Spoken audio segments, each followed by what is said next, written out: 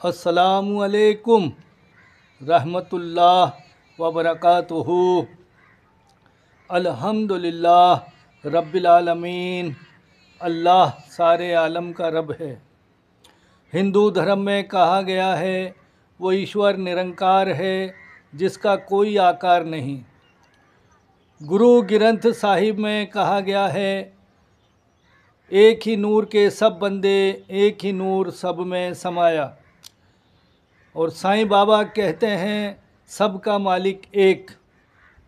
इसी तरह से कुरान करीम में अल्लाह ने सबसे पहली बात जो कही है वो है अल्हम्दुलिल्लाह रब्बिल आलमीन। इसका मतलब है अल्लाह कहता है मैं सारे आलम का रब हूँ। एक ही महाशक्ति है जो पूरे नेचर को, पूरी सृष्टि को, पूरे वर्ल्ड को चला रही है, पूरी कायनात को चला रही है। हम उसको अलग अलग नामों से जानते हैं।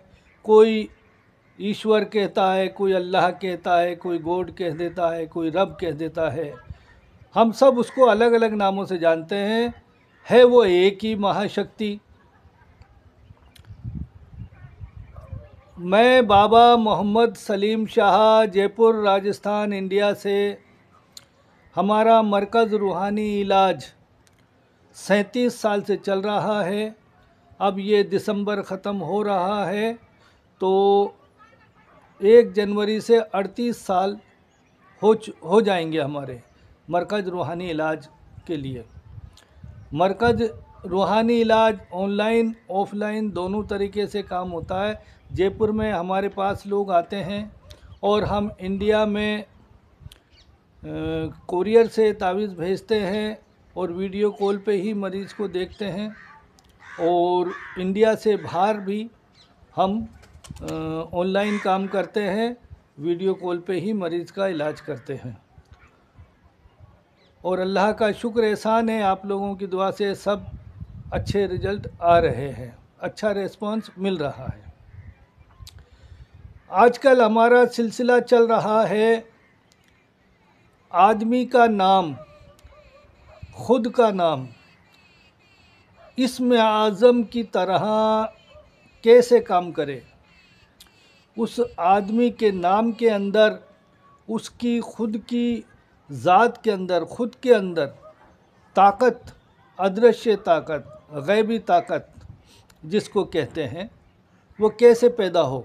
रूहानियत जिसको कहते हैं, रूहानियत कैसे पैदा हो ताकि वो जो अमल पढ़े उसका असर हो इस्म आज़म जैसा।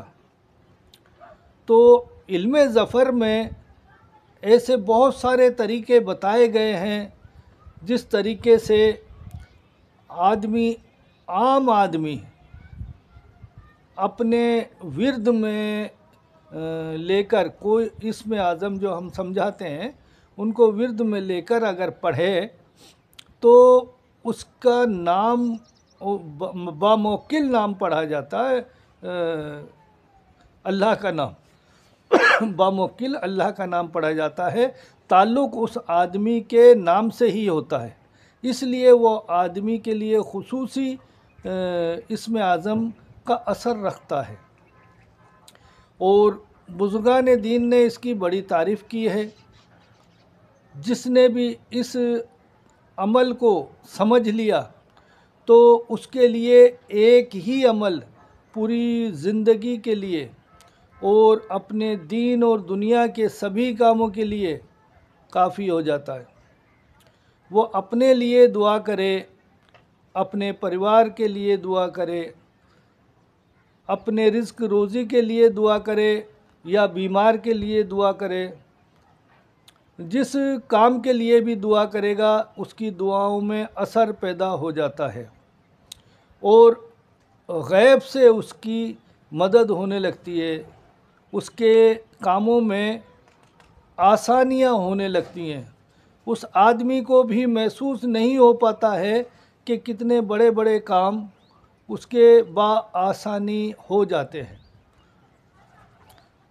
जो इस इल्मे ज़फ़र के तरीक़े को समझता है, काम में लेता है या ले चुका है या किसी को देखा है तो उसका एक यकीन कामिल बन जाता है। और जिसने इसको इल्म ज़फ़र को नहीं देखा, नहीं समझा, तो वो इस राज को नहीं समझ पाता। अल्लाह ने अपने गैबी ख़ज़ाने कुरान करीम के अंदर रखे हैं, और अल्लाह ने कहा भी है कि ये कुरान मेरा हिकमत से भरा है। तो गौर व फिक्र करने वालों के लिए इसमें बहुत राज मिले, और उन्होंने बड़े बड़े राज खोले। इमाम जाफ़र सादिक रज़ियल्लाहु अन्हु को ख़ास तौर से ये ख़ास इल्म अता किया गया, तो इसीलिए इसको इल्म ज़फ़र भी कहते हैं, इल्म जाफ़र भी बोलते हैं। तो इसकी खूबियाँ बेशुमार हैं। आपकी ज़िंदगी की कोई भी परेशानियाँ हो, सभी परेशानियों का हल इस एक ही अमल से हो सकता है। तरीक़ा समझ लें, हम एक नाम कोई भी लेकर उसकी एक मिसाल देते हैं, और अगर आप समझते हैं तो उसका अपने नाम का वो बना लें, या फिर हमसे रब्ता करें, तो हम इसमें आज़म आपके लिए कौन सा मुनासिब होगा वो भी हम देख के बताएंगे, समझाएंगे। खुद बनाए तो ज़्यादा अच्छा है, तजुर्बा खुद के काम करने से ज़्यादा अच्छा होता है। ठीक है, हम हर बार एक नाम लेते हैं। अब की बार एक हमारे भारत के मशहूर वकील हैं महमूद पारचा साहब, तो हमने उन्हीं का नाम ले लिया मिसाल देने के लिए। इसमें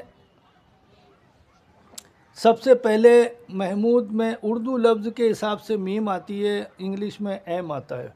इनके नाम में पहले महमूद में एम आता है, मीम आती है।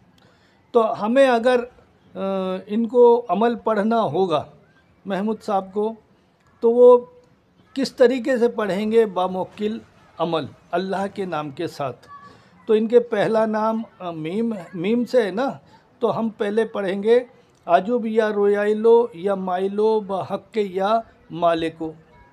अल्लाह का नाम है मालिक, तो इसको हम पहले ऐसे पढ़ेंगे, आजुब या रोयाइलो या माइलो बहक या मालिको।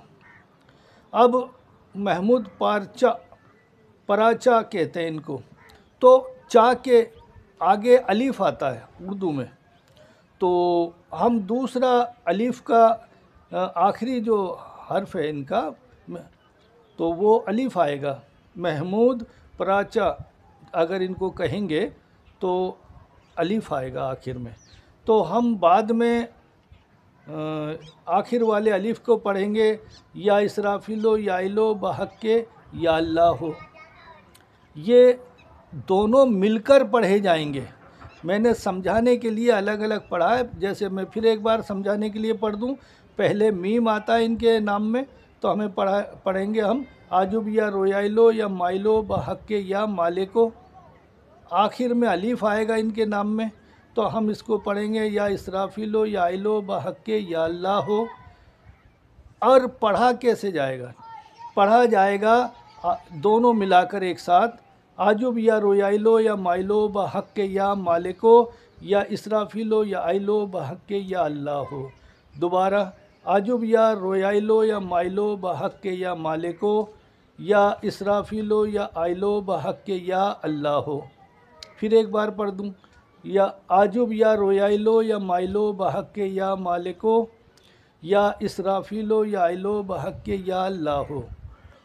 अब इसका तरीका यह है कि 21 बार दरूद शरीफ पहले और 21 बार दरूद शरीफ बाद में पढ़ें, और दरूद शरीफ नमाज में जो पढ़ी जाती है अगर वो पढ़ें तो ज़्यादा बेहतर होता है।